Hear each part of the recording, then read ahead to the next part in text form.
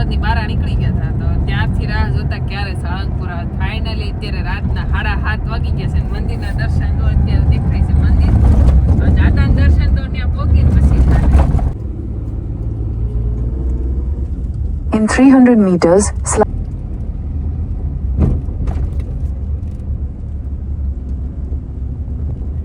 સાળંગપુર હનુમાનજીના દર્શન કરવા માટે પહોંચી ગયા છે. પહેલી ગાડીનું પાર્કિંગ આપણે ગૌશાળામાં આવી ગયા છે.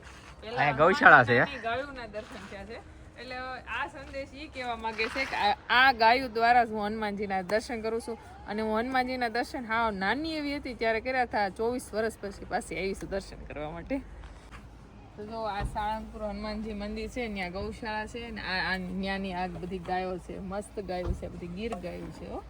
તો જવો સાટવા મળી ને ખબર પડી ગઈ, એને ખબર પડી ગઈ. ઓહો ઓહો ઓહો કેટલી બધી આવી ગઈ. અરે વાહ, અહીંયા તો મને એવું લાગે કે હનુમાનજી અહીંયા દર્શન દઈ દીધા. કેટલી બધી ગાયો આવી ગઈ છે. વાહ, જો મારા બે હાથ ધોઈને હાલો સાફ કરી દીધા. જો આ મંદિર આ રાત્રિ રોકાણ લાગે અહીંયા. આ મંદિર નથી, મંદિર તો મંદિર તો આમ છે, તો મને ખ્યાલ છે. આવું ત્યારે કઈ નતું, જયારે હું નાની હતી ને ત્યારે આવી હતી. હાવ નાનું એક મંદિર હતું ખાલી. હવે આપણે જઈએ છીએ મંદિર તરફ હનુમાનજીના દર્શન કરવા માટે. પણ મને તો કઈ હળ જ નથી ઉસતી, કારણ કે હાવ બધું બદલાઈ ગયું ને એમ. એટલે હું ગોતું છું કે આમાં મંદિર કેવું છે. તો આવડું આ મંદિર છે, જો આ ધજા ફરકે છે. હા, ઈ દેશે. હા, અને આ ગેટ છે. ખાલી ગેટ આ એક ગેટમાં એક મહેલ જેટલો ખર્ચો હશે. હું તો ઓહો, કેવો મસ્ત ગેટ છે. આવો ગેટ આપણે ક્યારે જોયો નહીં હોય. બહુ મસ્ત. તો આટલી બધી મહા આલિશાન શું કે દાદાના દરબારમાં આપણે ગોતતા હતા દાદાનું મંદિર, તો જો આપણને મળી ગયું છે. અરે વાહ, ફરતી એટલી જગ્યા પેક થઈ ગઈ છે અને એટલું મોટું આ મહેલ જેવું બની ગયું છે. અને વચ્ચે દાદાનું મંદિર છે. આ જ મંદિર હતું જ્યારે હું દર્શન કરવા આવી ને ત્યાં. એટલું મંદિર જ હતું ખાલી.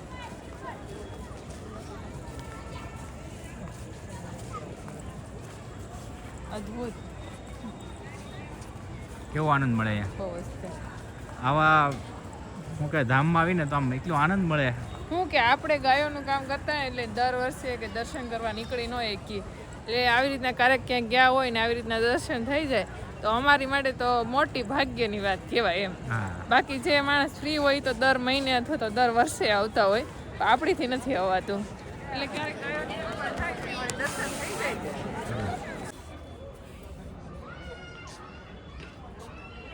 આ મોટી વિશાળ હનુમાનજીની મૂર્તિ છે. અત્યારે તો મંદિર હજી ખુલવાનો વાર છે, ત્યાં પહેલા આપણે આ હનુમાનજીના દર્શન કરી લઈએ, પછી આપણે મંદિરના પણ દર્શન કરશું. અને નજારો તો જુઓ એનો કંઈક અલગ જ છે. અદ્ભુત નજારો. થોડી મોટી છે, એવું લાગે કે આપણે હનુમાનજીને આસમાનમાં જોઈએ છીએ એવું લાગે છે. અહીંયા લખેલું છે કિંગ ઓફ સાળંગપુર, પછી આની તારીખ, ક્યારે હનુમાનજીની મૂર્તિ ઓલી કરી હતી, એ બધું લખેલું છે. તો આપણે તો સાળંગપુર તો પહોંચી ગયા છીએ અને અહીંયા આપણે દાદાના દર્શન કરી લીધા. એટલે કે મોટી મૂર્તિ જે છે આપણે અહીંયા સાળંગપુરમાં એના દર્શન કરી લીધા છે. ને મંદિર હજી ખોલવાની થોડીક વાર છે, તો આપણે ક્યાંય ગાર્ડનની અંદર બેસી લઈએ. અને કેવો આનંદ મળે છે. ગાર્ડન એવું મસ્તીનું છે કે આમાં જો લીલું સમ ખડ છે, ટાઢું ટાઢું. આમ તો લૂ આવે છે તડકાને લીધે, પણ અત્યારે અહીંયા બેઠા ને તો આમ આપણે બપોર દિવસનો તડકો ખાતા થાય ને એટલે પછી અંદર આપણે ગાડીમાં એસી શરૂ હતી, તેમાં તો ટાયર ઠંડુ રહેતું હતું. પછી બહાર નીકળ્યા ને તો આમ ફૂલ ગરમ હૂફ આવતી હતી. અને અહીંયા આવ્યા આપણે બેઠા અમને તો એવું શાંતિ મળી, મજા આવી ગઈ એકદમ.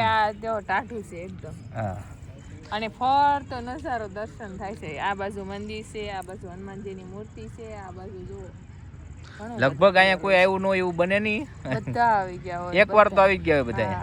બહુ બધા આવે. ના મંદિર છે, મંદિર થોડીક વારમાં ખોલવાનું છે, તો આપણે એના દર્શન કરી લેવું અને ઘડીક અહીંયા બેસી લઈએ. દર્શન થાય ને પછી તરત પાછું નીકળવાનું છે, કારણ કે રાતના વાગી જશે 8 ને ઘેરે આપણે લગભગ 12 વાગ્યા પહેલા ઘેરે પહોંચી જઈએ તો થોડીક નીંદર લેવાય જાય ને સવારે પાછા ગાયોનું કામકાજ થઈ જાય. ટાઈમે પોગી. અત્યારે તો ગાયોનું કામ થઈ ગયું, ફોન આવી ગયો છે, પૂર્વા જેની એશવી બધા શાંતિથી રમે છે, શુભમજી છે એટલે. હા. પણ તોય જીવ હજી ઘરે પોગી ગયો અને છે. બીજી એક આનંદની વાત તો એ છે કે આપણે અહીંયા આવ્યા અને તરત જ તે આપણને ગાયું જોવા મળી ગઈ. અને હા, ગાયોના દર્શન છે ને એટલે આમ અંદરથી એવો હાશકારો થઈ ગયો, આનંદ મળી ગયો. બહુ મોટી ગૌશાળા છે તો આ ખાલી વાસળિયું જ આપણે જોઈ છે. જોઈ હજી છે તો આપણે આગળ નંદી જાહું ને ને બધું એટલે બાકી છે. ત્યારે આપણે બધા નંદી અને નાની ગૌશાળાના બધા નાના મોટા વાસળું પણ આપણે જોવા મળશે તો આપણે તમને બતાવશું. અને અહીંયા આપણે તો દાદાના દર્શન થઈ ગયા મસ્તીના, ઘડીક આપણે અહીંયા શાંતિથી વિહામો લઈ લઈએ. હા, મંદિર કોઈ બી મંદિરે જાય ને મારા એમ કે ગમે એ મંદિર જાય ને તો ઘડીક વિહામો લેવાનો, વિહામો લેવો તો શાંતિથી લેવો.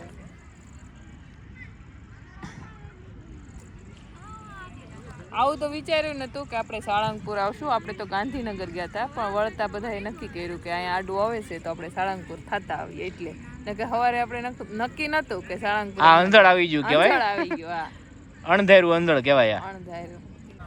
તો મંદિર ખુલવાને થોડીક જ વાર છે, એ પહેલાં આપણે થોડીક પ્રસાદી લઈ લઈ અને પછી દર્શન કરી લઈ. અને આવું એક ગાર્ડન નથી, આવું જો બધી આવી રીતના ખાના ગાર્ડન છે એટલે અલગ અલગ માણસ ગમે એટલા હોય ને તો એ રીતે વાંધો ન આવે, ટ્રાફિક ન લાગે.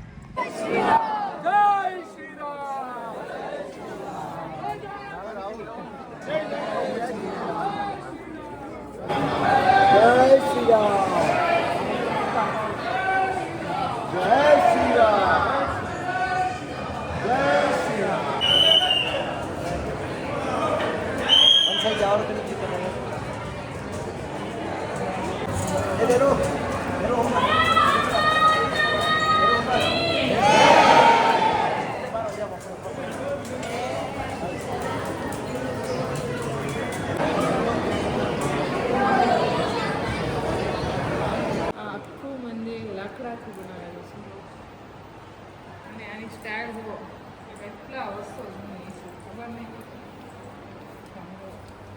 આ જોરદાર ડિઝાઇન છે. અત્યારે એવી ને એવી દેખાય છે. આ લાકડું છે, પછી આ ઉપર એ લાકડું છે, ફરતું લાકડું છે જો. અને પેલા મહેલમાં કાચ ફિટિંગ હતા ને કાચ, અને આ બાવણા છે, આવી નકાશી, આવો ભંડાર. કેટલા વર્ષો પુરાણો છે આ બાવણું. આને કદાચ આની ઉપર 1000 વર્ષ થયા જાય ને તો આને કંઈ ન થાય.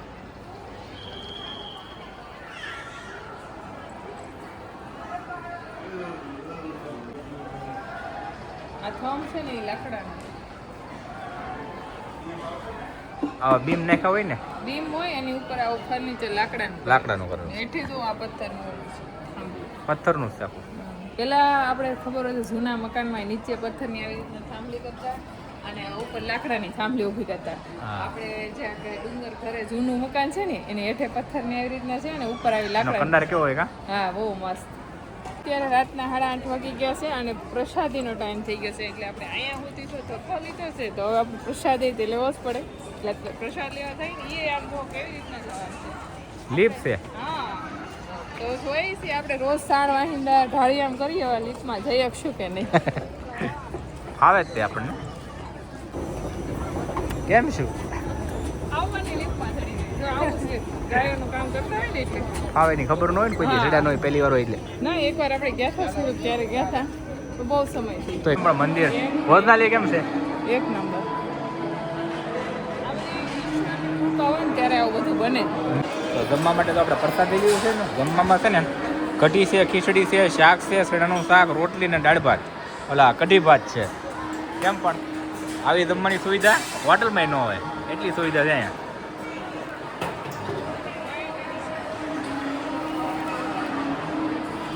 મસ્ત સુવિધા છે. આ બધું યાદ કરાવજો.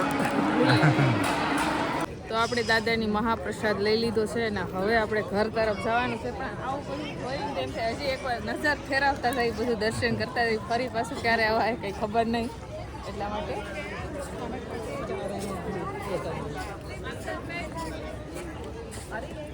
અહીંયા જો આ બધા નંદી બેઠા છે ને, ઓલી બાજુ બધી મસ્ત ગાયો છે, ત્યાં પણ નંદી છે.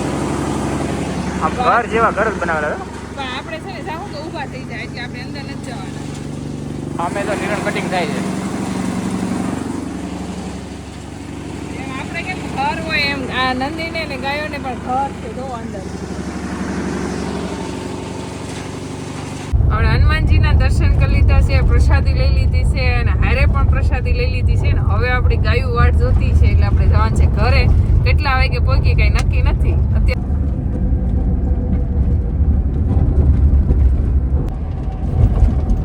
ઓલી તો આડો દેખાય છે ધવાડાનો.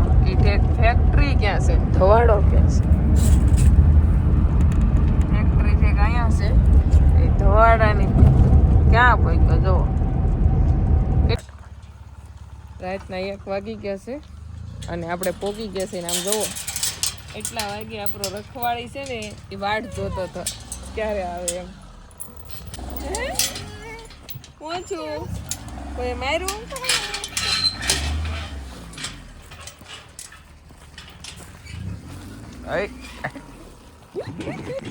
જો તો કેમ કરે.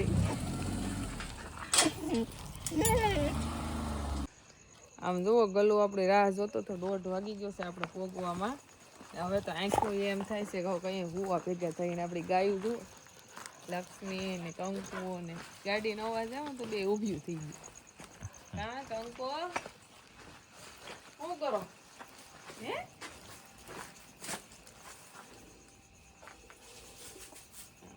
ગલુડિયા આટા મારે. લક્ષ્મી વગાડો. આય ઊભી નથી થાવું. બેઠા રહ્યો બધા હજી વાર છે તમારે.